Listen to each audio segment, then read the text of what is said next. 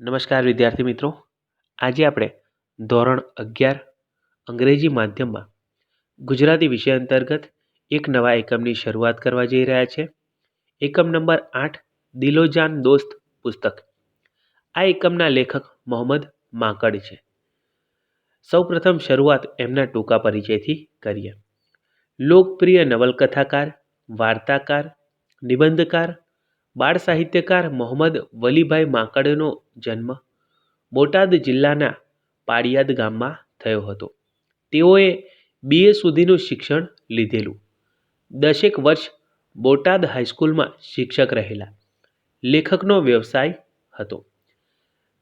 કાયર, ધુમ્મસ, માટીની ચાદર, અજાણ્યા બે જણ, બંધનગર, ગ્રહણરાત્રિ, મોરપીંછના રંગ, વંચિતા, રાતવાસો, ખેલ, અશ્વદોડ, દંતકથા, મંદાર વૃક્ષ નીચે વગેરે એમની નોંધપાત્ર નવલકથાઓ છે.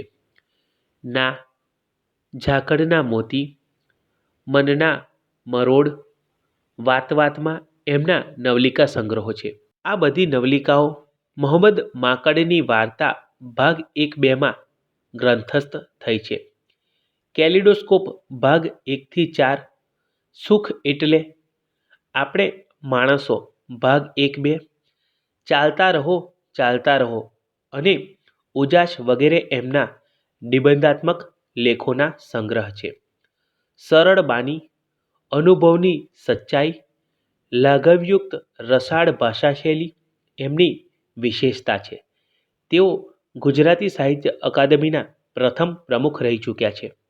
શ્રી કમા મુનશી સુવર્ણચંદ્રક અને GM ત્રિપાઠી ફેલોશિપ દ્વારા તેમની સર્જક પ્રતિભાનું સન્માન થયું છે. માનવ જન્મના ઇતિહાસની જેમ પુસ્તક સર્જનના ઇતિહાસની રોચક રોમાંચક કથા અહીં નિરૂપિત થઈ છે.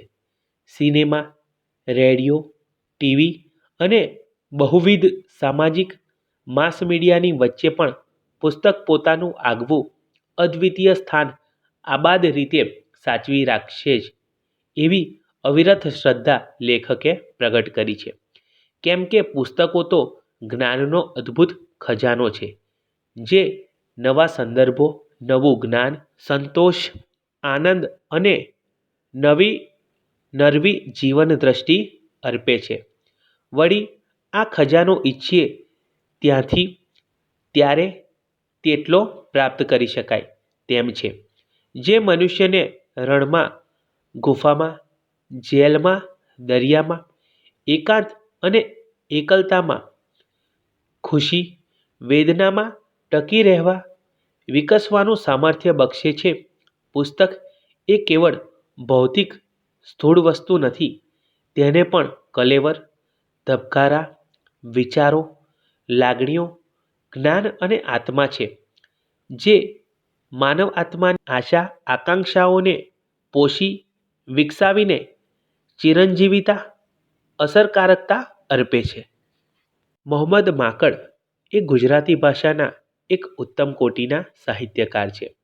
તેમણે અનેક નવલકથાઓ અને નવલિકાઓ આપેલ છે. તેમના થકી ગુજરાતી ભાષા સાહિત્ય ખૂબ સમૃદ્ધ થયેલ છે. અહીં આગળ આ એકમની અંદર તેમણે પુસ્તકના અસ્તિત્વ વિશેની વાત કરેલ છે. પુસ્તક કઈ રીતે આવ્યું તેના વિશેની વાત રજૂ કરી અને જણાવવાનો પ્રયત્ન કરેલ છે કે પુસ્તક કેટલું મહત્વ ધરાવે છે. તો હવે લેખકના આ વિચારોને આપણે એકમ દ્વારા સમજીએ. પુસ્તક વિશે થોડું લખવાની ઈચ્છા થાય છે, પણ ઈચ્છા થાય છે ત્યારે કદાચ થોડું લખવાનું શક્ય નહીં બને. પુસ્તક શબ્દ યાદ આવતા જ એટલા બધા વિચારો ઉભરાવા માંડે છે. વાંચેલું, જાણેલું, અનુભવેલું એટલું બધું યાદ આવવા માંડે છે કે થોડું લખવાથી કદાચ સંતોષ નહીં થાય. અને બીજી વાત એ પણ છે કે ગમે તેટલું લખીશ તો પણ સંતોષ નહીં થાય. પુસ્તક આધુનિક માનવીને આનંદ આપનાર કદાચ સૌથી મોટું, સૌથી ઉમદા, સૌથી શિષ્ટ સાધન છે. તેનો આનંદ અનેરો જ હોય છે. ઉમર ખૈયામે એની મસ્તીમાં લખેલું, વેરાન રણમાં, દરિયામાં, પહાડોમાં, ગુફામાં, જેલની કોટડીમાં માણસને જો પુસ્તક મળી જાય છે તો જાણે નવી દુનિયા મળી જાય છે. દોસ્તોવયસ્કી વિશે ક્યાંક વાંચ્યું હતું કે વેનિસ શહેર જોવા એ ગયો ત્યારે વિક્ટર હ્યુગોનું પ્રખ્યાત પુસ્તક ધ મિઝરેબલ પ્રકાશિત થયેલ. દસ્તોવયસ્કીએ વેનિસ જોવાના બદલે હોટલના રૂમમાં ભરાઈ રહીને લ મિઝરેબલ વાંચવામાં અઠવાડિયું કાઢી નાખ્યું. નેપોલિયન રણ મેદાનમાં પણ પુસ્તક વાંચવાનું છોડતો નહોતો. યુરોપને ઘેલું લગાડનાર જર્મન મહાકવિ ગેટની નવલકથા ધ સોર્સ ઓફ વર્ધિયર નેપોલિયને રણ મેદાનમાં વાંચી હતી. આમ અહીં આગળ લેખક શ્રી મોહમ્મદ માકડ પુસ્તકોનું મહત્વ દર્શાવે છે. તે જણાવે છે કે પુસ્તકો વિશે લખવાનો વિચાર આવે છે પણ થોડું લખવાનું શક્ય નથી, કારણ કે એ અનેક બાબતો સાથે સંકળાયેલા છે. તેમના વિશે અનેક બાબતો લખવા જેવી છે. આ બાબતનું મહત્વ દર્શાવવા માટે તે ઉમર ખૈયામની એક કાવ્યપંક્તિ પ્રસ્તુત કરે છે અને જણાવે છે કે પુસ્તક એ મનુષ્યને દરેક જગ્યાએ ઉપયોગી નીવડે છે. દસ્તોયેવ્સ્કી વિશે ક્યાંક તેમણે વાંચ્યું હતું કે તે વેનિસ શહેર જોવા ગયો અને વિક્ટર હ્યુગોનું પ્રખ્યાત પુસ્તક લ મિઝરેબલ પ્રકાશિત થયેલ તે વખતે. તો દસ્તોયેવ્સ્કીએ વેનિસ શહેર જે સુંદરતાથી ભરપૂર છે તેને જોવાના બદલે હોટલના રૂમમાં બેસી અને લ મિઝરેબલ વાંચેલ.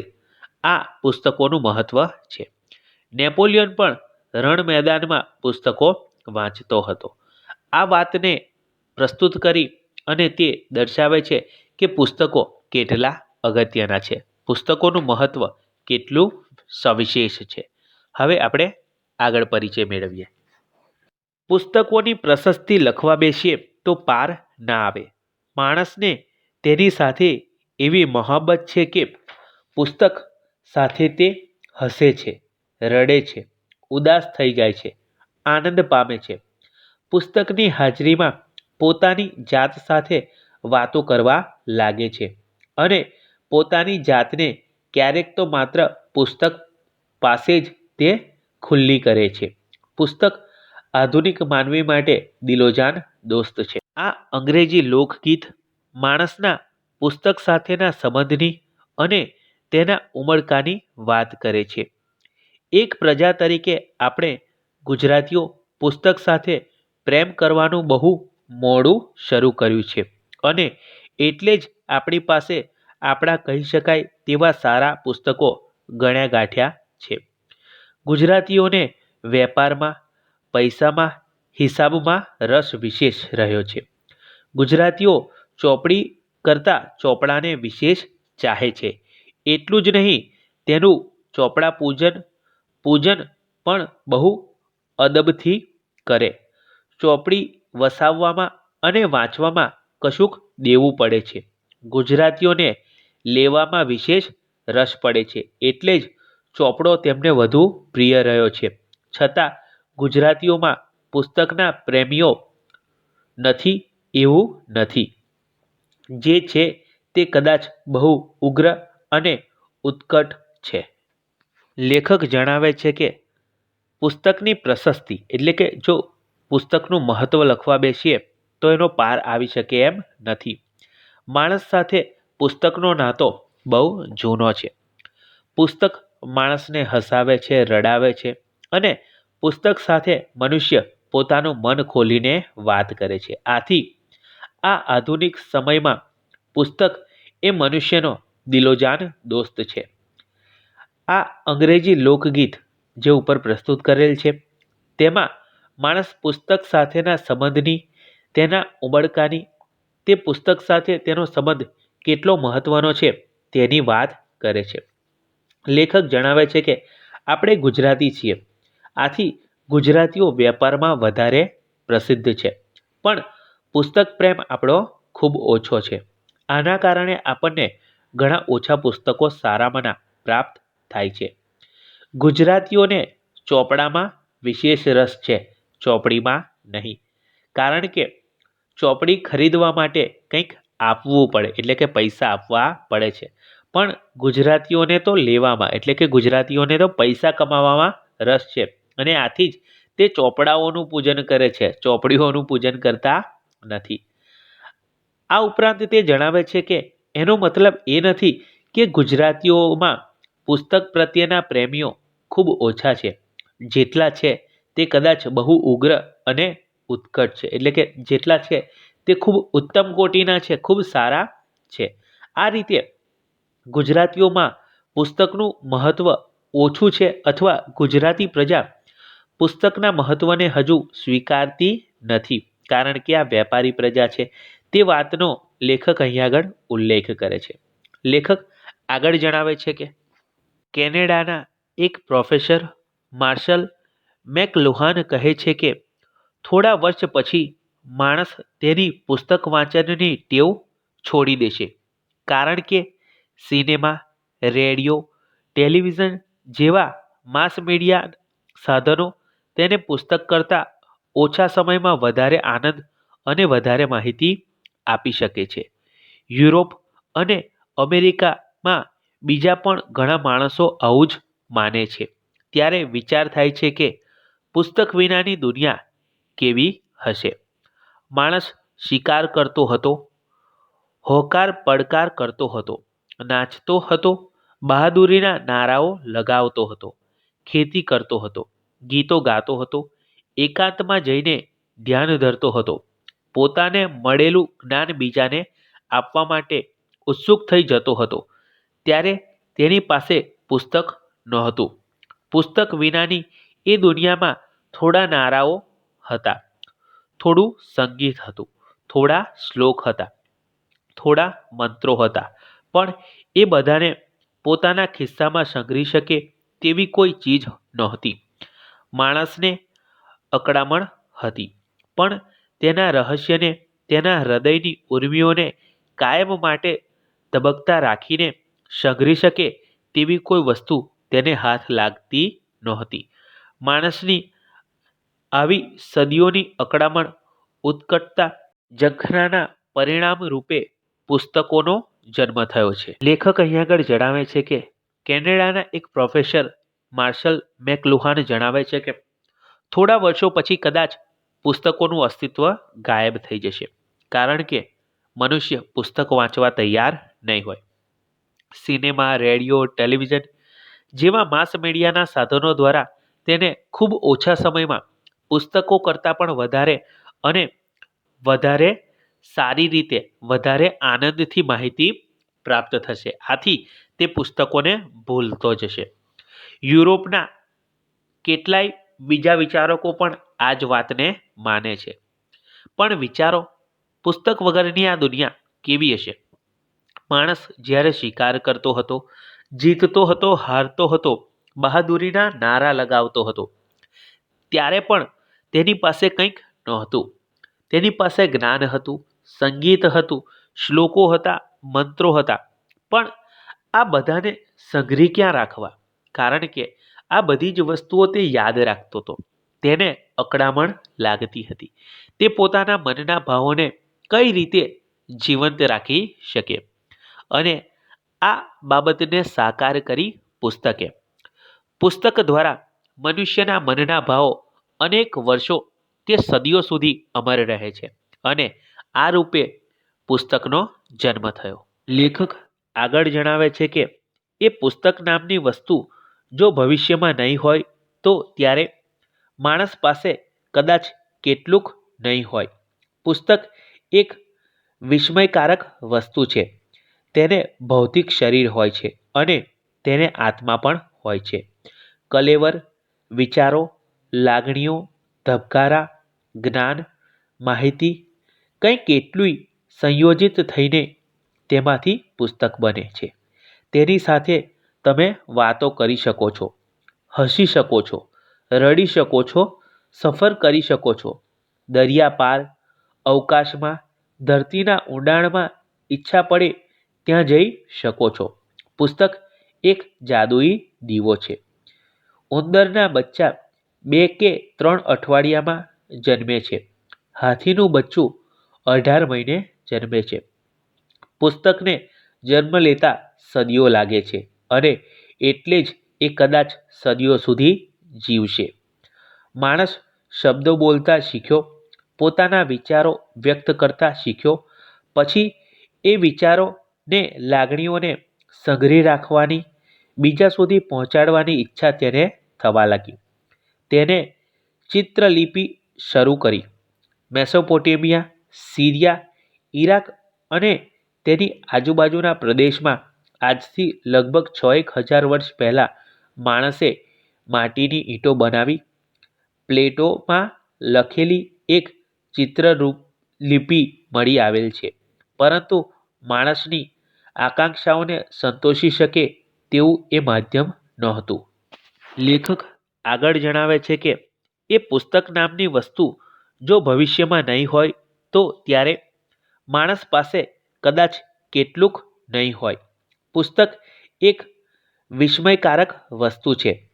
તેને ભૌતિક શરીર હોય છે અને તેને આત્મા પણ હોય છે.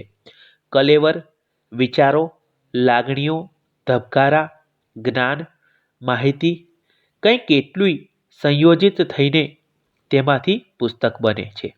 તેની સાથે તમે વાતો કરી શકો છો, હસી શકો છો, રડી શકો છો, સફર કરી શકો છો.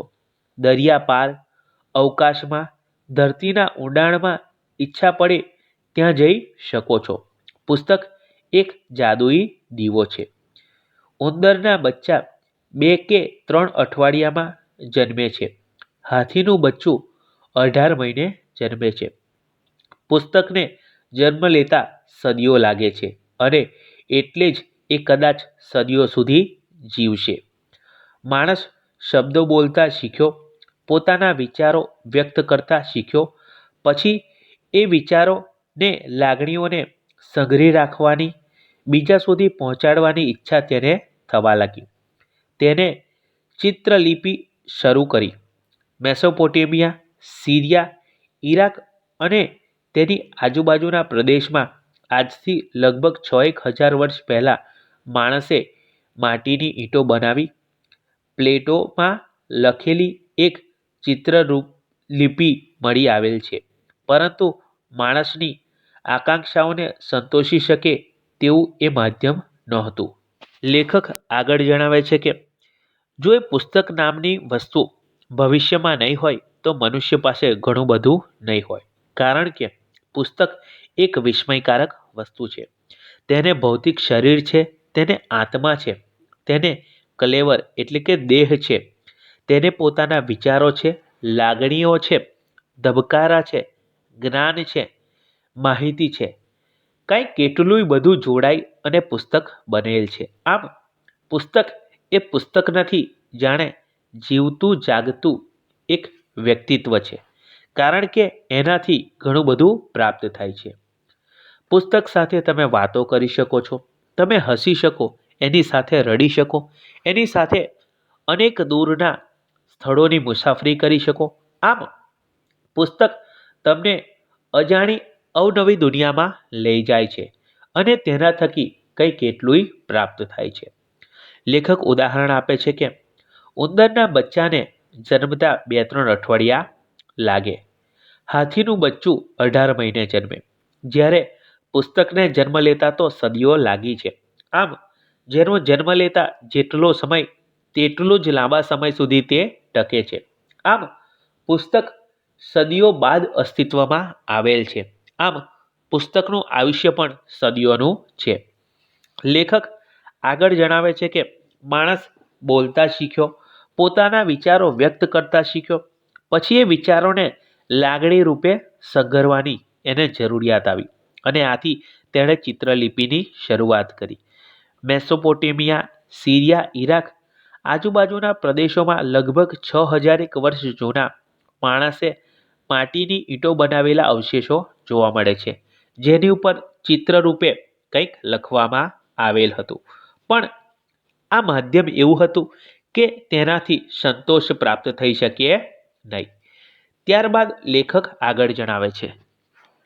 આગળ જણાવે છે કે ઇતિહાસકારો કહે છે કે ત્યાર પછીના સમયમાં દરિયાખેડુ ફિનિશિયનોએ શબ્દોને અક્ષરોમાં વિભાજિત કરીને તેને સંઘરવાનું શરૂ કર્યું.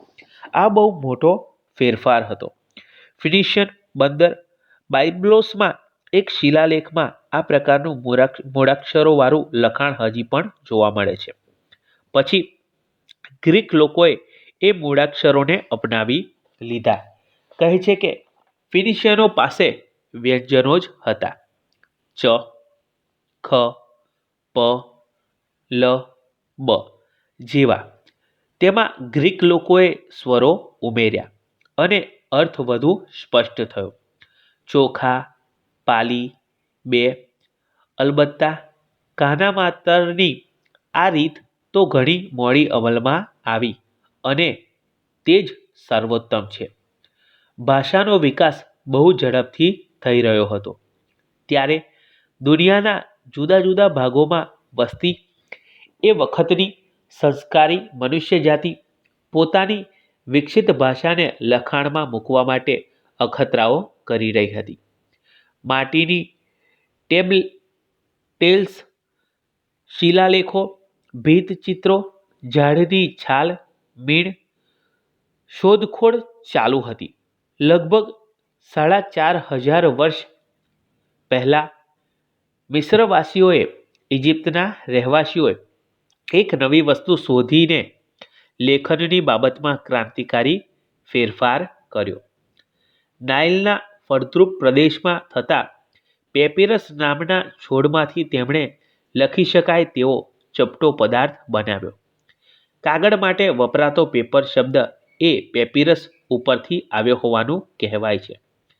પેપિરસ ઉપર લખાણ લખીને તેને ગૂંચવાડું વાળીને એ ગૂંચવાડા સાચવી રાખવામાં આવતા.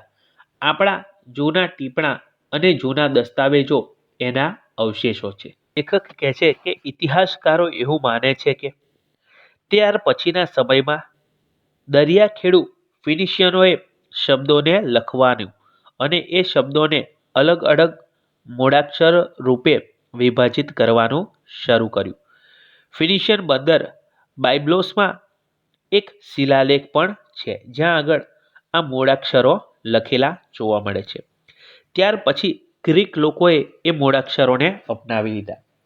ફિનિશિયનો પાસે વ્યંજનો જ હતા, એટલે કે એમની પાસે સ્વરો હતા નહીં, ચ, ખ, પ, લ, બ. ગ્રીક લોકોએ તેમાં સ્વરો ઉમેર્યા અને ભાષા વધારે સ્પષ્ટ બની. ચોખા, પાલી, બે, અલબત્તા, કાના માતરની આ બધી ઘણી રીતો ત્યાર પછી અમલમાં આવી અને જેના કારણે ભાષા વધારે વિકસિત બની. ભાષાનો વિકાસ બહુ ઝડપથી થઈ રહ્યો હતો કારણ કે દુનિયા એક તરફ વિકસી રહી હતી અને આ વખતે જે મનુષ્યો આગળ વધ્યા છે તે પોતાની ભાષાને લખાણ રૂપે લિપિબદ્ધ કરવાના પ્રયત્નો કરતા હતા.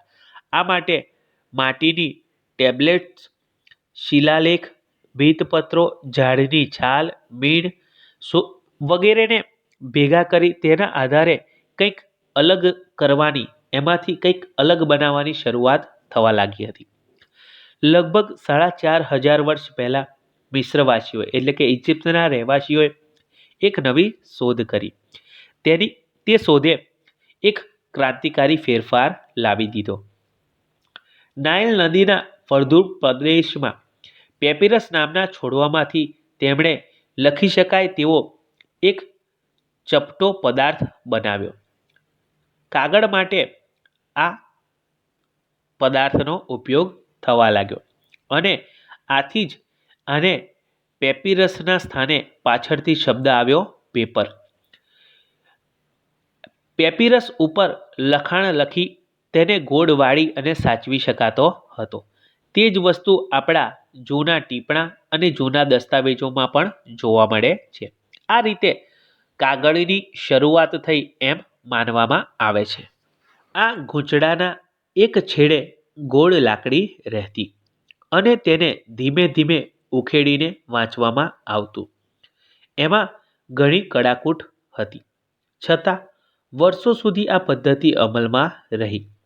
ઈસુની પહેલી સદીમાં એલેક્ઝાન્ડ્રિયાનું શાહી પુસ્તકાલય નાશ પામ્યું. ત્યારે તેમાં આવા 7 લાખ ગૂંચળાઓ વીટલાઓ હતા. એ વાત ઉપરથી તેના વ્યાપનો કંઈક ખ્યાલ આવી શકે. પેપિરસના વીટલાઓ ઉપર લખાતું હતું, ત્યારે બીજી તરફ એશિયા માઇનોરના કેટલાક લૈયાઓ લખવા માટે વાછડા, ઘેટા કે બકરાના કમાવેલા ચામડાનો ઉપયોગ કરતા હતા. પાર્ચમેન્ટ તરીકે ઓળખાતી આ સામગ્રી પેપિરસ કરતાં વધુ ટકાઉ અને સાનુકૂળ હતી. તેનો ઉપયોગ દિન પ્રતિદિન વધવા લાગ્યો. ઈસુની પ્રથમ સદીના પ્રથમ વર્ષ કે ત્યાર પછી થોડા વખતે એક રોમન લૈયાએ જુદા જુદા માર્ચમેન્ટને એક સાથે રાખવા માટે તેની એક બાજુના ભાગને સીવી લીધો. આ સીવેલો ભાગ પુસ્તકની પીઠ બન્યો અને આ રીતે કદાચ પહેલું પુસ્તક અસ્તિત્વમાં આવ્યું. અહીં આગળ લેખક જણાવે છે કે આ ગૂંચળાના એક છેડે ગોળ લાકડી રાખવામાં આવતી અને તેને ધીમે ધીમે ગોળ ગોળ ફેરવી અને ઉકેલવામાં આવતું અને વાંચવામાં આવતું. પણ આની ઘણી બધી મુશ્કેલીઓ હતી, તો પણ વર્ષો સુધી આ પદ્ધતિ અમલમાં રહી. ઈસુની પહેલી સદીમાં એલેક્ઝાન્ડ્રિયાનું શાહી પુસ્તકાલય નાશ પામ્યું. આ વખતે આ પુસ્તકાલયમાં 7 લાખ આવા ગૂંચળાઓ હતા. એ વાત ઉપરથી ખ્યાલ આવે છે કે આનું મહત્વ કેટલું હતું. પેપિરસના વીટલાઓ ઉપર લખાતું, તો બીજી તરફ એશિયા માઇનોરના કેટલાક લૈયાઓ લખવા માટે વાછડા, ઘેટા કે બકરાના પકવેલા ચામડાનો ઉપયોગ કરતા હતા. પાર્ચમેન્ટ તરીકે ઓળખાતી આ સામગ્રી પેપિરસ કરતાં વધારે ટકાઉ હતી અને દિવસે ને દિવસે તેનો ઉપયોગ વધવા લાગ્યો. ઈસુની પ્રથમ સદીમાં વર્ષ કે ત્યાર પછીના થોડા વર્ષોમાં એક રોમન લૈયાએ જુદા જુદા પાર્ચમેન્ટને એક સાથે રાખવા માટે એક બાજુએ ભાગને સીવી લીધો અને તે સીવેલો ભાગ પુસ્તકની પીઠ બન્યો અને આ રીતે કદાચ પહેલું પુસ્તક અસ્તિત્વમાં આવ્યું હશે તેમ માનવામાં આવે છે. ત્યારબાદ લેખક આગળ વાત રજૂ કરે છે. કહે છે કે ઈરાનના અને આર્ય લોકો પણ લખાણવાળા ચામડાના ટુકડાઓને એક સાથે પોસ્તમાં રાખવાની આવી કલા જાણતા હતા અને તેમાંથી જ પોસ્તક, પોસ્તી, પોથી, પુસ્તક નામ ઉતરી આવેલ છે. આવી રીતે બનેલ પુસ્તક પેલા પેપિરસના વીંટળાઓ કરતાં ચોક્કસપણે વધુ સરળ અને અનુકૂળતાવાળું હતું. સામાન્ય માનવજાતિ જ્યારે અંધકાર યુગમાં અથડાતી હતી, ત્યારે સાધુઓ, આશ્રમવાસીઓ, પાદરીઓ, ધર્મગુરુઓ સાવડીના ધારદાર પીછાની કલમ દ્વારા આવા પુસ્તકોમાં જ્ઞાનનો સંગ્રહ કરતા રહેતા હતા. એ દરમિયાન પુસ્તકની બાબતમાં અચાનક જ એક મોટી ક્રાંતિ આવી. ચીનમાં એ વખતે રેશમના વીંટલાઓમાં લખવાનો રિવાજ હતો. તાત્સાઈ લૂન નામના એક ગૃહસ્થને આ રીતે રેશમનો દુરુપયોગ થાય તે વાત ખૂચી. કહે છે કે તેણે હોતી નામના ચીનના શહેનશાહ પાસે જઈને રેશમ કરતાં અનેક ગણી સસ્તી અને છતાં વધુ સારી સામગ્રી તૈયાર કરી આપવાની ઈચ્છા પ્રગટ કરી. શહેનશાહે તેને છૂટ આપી અને તાત્સાઈ લૂને ચીથરા, ઝાડની છાલ, માછલા પકડવાની તૂટી ગયેલ જાળ જેવા કચરાને પલાળીને છૂંદીને તેમાંથી માવો તૈયાર કર્યો અને ટીપીને તેમાંથી કાગળ, ખરબચડા પૂંઠા જેવો તૈયાર કર્યો. આમ ઈસવીસન 105ના અરસામાં પુસ્તકની કથામાં કાગળ દાખલ થયો. આ એક અદ્ભુત, ક્રાંતિકારી, દૂરગામી પરિણામો નિપજાવનારી શોધ હતી અને 500-600 વર્ષ સુધી તેના રહસ્યની ખબર ચીન અને તેના પાડોશી દેશો સિવાય કોઈને નહોતી. કાગળ માટે મધ્ય પૂર્વના અને દક્ષિણ યુરોપના બધા જ સંસ્કૃત દેશો ઓશિયાળા હતા. ત્યાર પછી એક કાગળ બનાવનાર ચીનો આરબ લોકોના હાથમાં પકડાઈ ગયો અને પરિણામે કાગળનો સફેદ જાદુ બધા દેશોમાં ઝડપથી ફેલાઈ ગયો. અહીં જણાવે છે કે ઈરાનમાં અને આર્ય લોકો પાસે લખાણવાળા આવા ચામડાના ટુકડાઓ રહેતા. તે બધા જ ટુકડાઓને એક સાથે રાખતા અને પોસ્ત કહેતા. આ કલા ઉપરથી જ આગળ જતા પોસ્તક, પોસ્તી, પોથી અને પુસ્તક શબ્દ ઉતરી આવેલા છે એવું માનવામાં આવે છે. આવી રીતે બનેલા પુસ્તકો પેલા પેપિરસના વીટલાઓ કરતાં ચોક્કસપણે વધુ સારા અને વધારે અનુકૂળ હતા. સામાન્ય મનુષ્ય જાતિ જ્યારે અંધકાર યુગમાં હતી ત્યારે સાધુઓ, આશ્રમવાસીઓ, પાદરીઓ, ધર્મગુરુઓ વગેરે સાવડીના ધારદાર પીછાની કલમ બનાવી અને આ પુસ્તકોમાં જ્ઞાનનો સંગ્રહ કરતા હતા. એ દરમિયાન પુસ્તકની બનાવટમાં એક મોટી ક્રાંતિ આવી. ચીનમાં એ વખતે રેશમના વીંટલાઓમાં આવું લખવાનો રિવાજ હતો.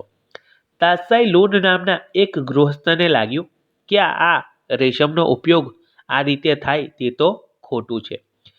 તેણે ત્યાંના સમ્રાટ પાસે જઈ અને ઈચ્છા વ્યક્ત કરી કે હું આના કરતાં હલકી એટલે કે આના કરતાં સસ્તી સામગ્રી આપને તૈયાર કરી આપું. અને રાજાએ તેને છૂટ આપી. તેણે ચીથરા, ઝાડની છાલ, માછલા પકડવાની તૂટી ગયેલી ઝાડ વગેરેને ઉપયોગી અને એના દ્વારા તેને છૂંદીને એક માવો તૈયાર કર્યો. તેને ટીપીને તેમાંથી ખરબચડા પોઠા જેવો ભાગ તૈયાર કર્યો, જેને કાગળ તરીકે ઓળખવામાં આવે છે. ઈસવીસન 1105ના અરસામાં પુસ્તકની કથામાં આ કાગળ દ્વારા એક અદ્ભુત ક્રાંતિ આવી ગઈ. પણ 500 થી 600 વર્ષ સુધી આ રહસ્યની બાકી દુનિયાને ખબર જ ના હતી. ચીન અને તેની પાડોશના દેશો સિવાય આ વાત કોઈ જાણતું ન હતું. મધ્ય પૂર્વના અને દક્ષિણ આ રહસ્યથી વંચિત રહ્યા. ત્યાર પછી એક કાગળ બનાવનાર ચીનો અરબ લોકોના હાથમાં પકડાઈ ગયો અને તેને પરિણામે કાગળનો સફેદ જાદુ આખા વિશ્વમાં ફેલાઈ ગયો. હવે અહીંયાથી લેખક આગળ વાત રજૂ કરે છે. જેવું કાગળ બાબતમાં બન્યું એવું જ કલમ બાબતમાં પણ બન્યું. તેમાં પણ ક્રમે ક્રમે ફેરફારો થતા રહ્યા. વર્તણું, કિત્તો, કલમ પણ પછી તેમાં જે ફેરફારો થયા, holder, pen, ball pen, sketch pen, તેને પુસ્તક સાથે ખાસ સંબંધ રહ્યો નહીં.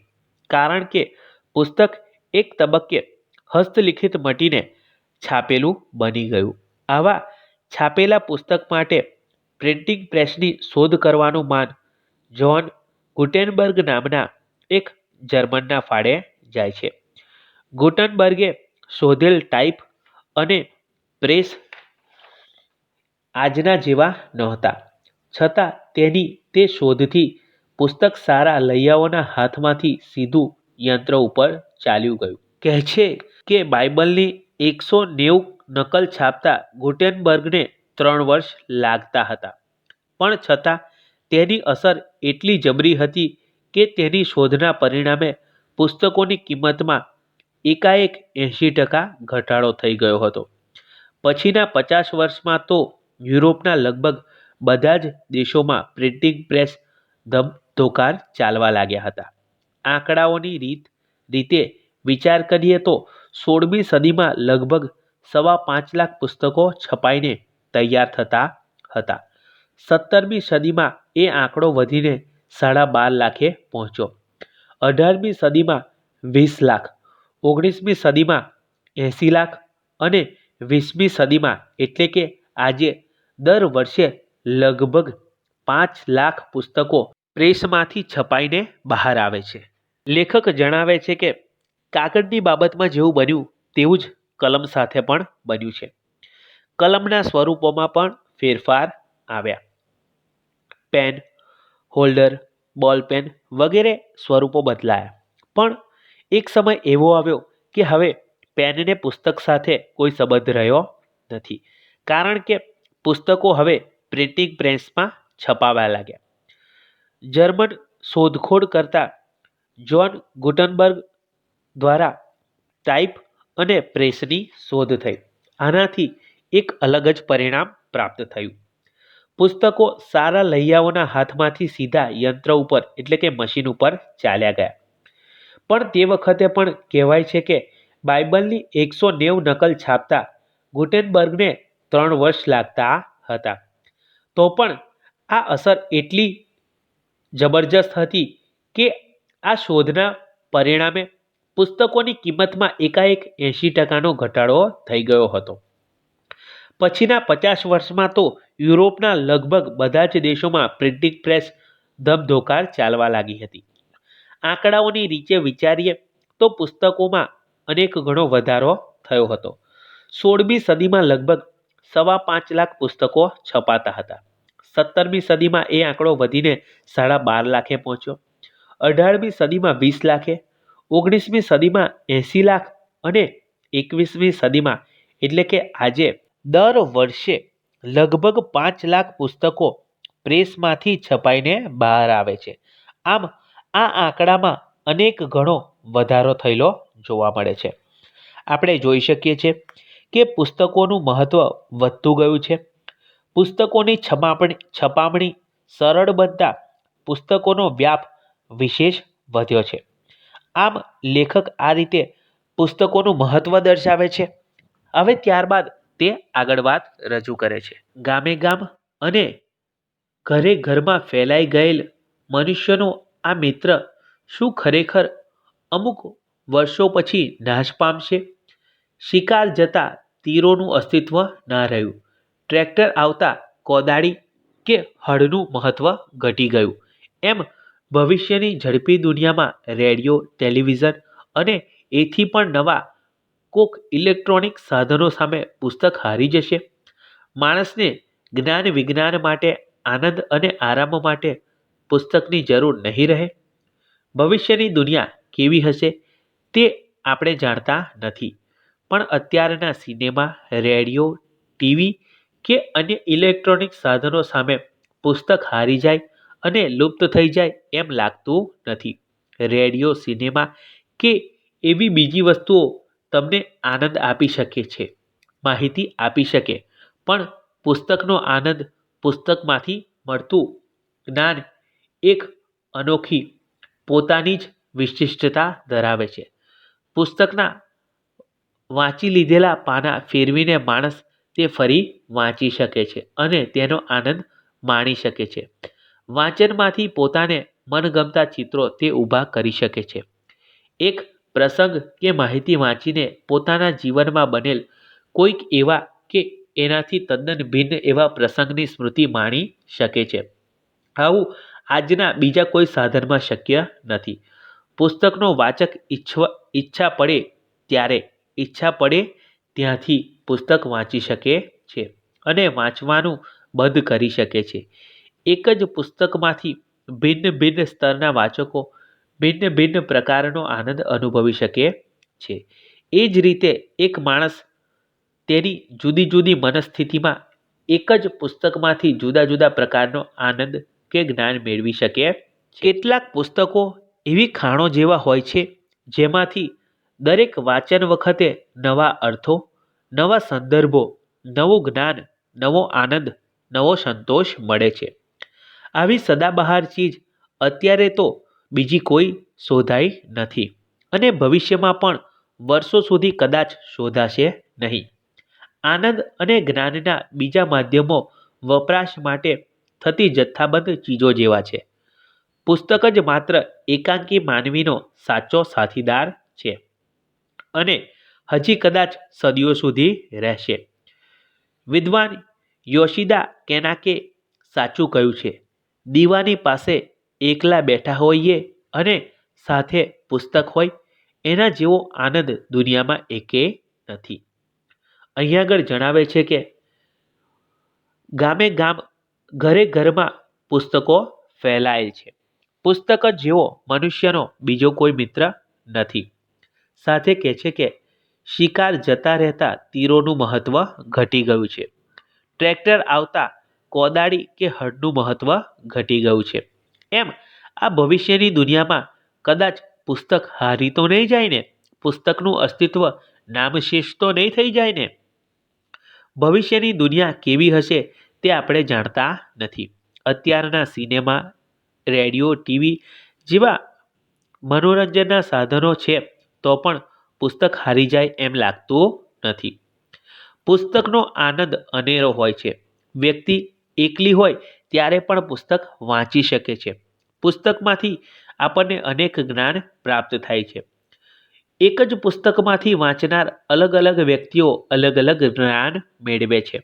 અને એક જ વ્યક્તિ જ્યારે અલગ અલગ મનસ્થિતિમાં એક જ પુસ્તકનું વાંચન કરે છે તો પણ તેમાંથી દરેક વખતે અલગ અર્થ મળે છે. આ જ પુસ્તકની વિશેષતા છે. વિવિધ મનસ્થિતિ ધરાવતા લોકો પણ પુસ્તકો વાંચે છે અને એનાથી જ્ઞાન મેળવે છે.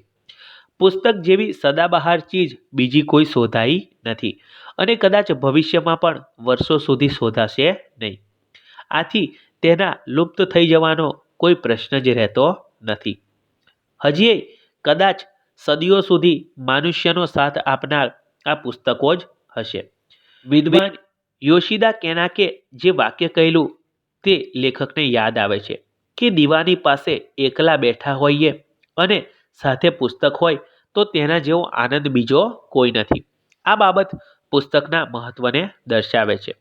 તો વિદ્યાર્થી મિત્રો, આપણે આ એકમની અંદર પુસ્તકોના ઉદ્ભવ વિશે, પુસ્તકોની શરૂઆત અને વર્તમાન સમયમાં પણ પુસ્તકોની શી જરૂરિયાત છે તેના વિશે જાણ્યું.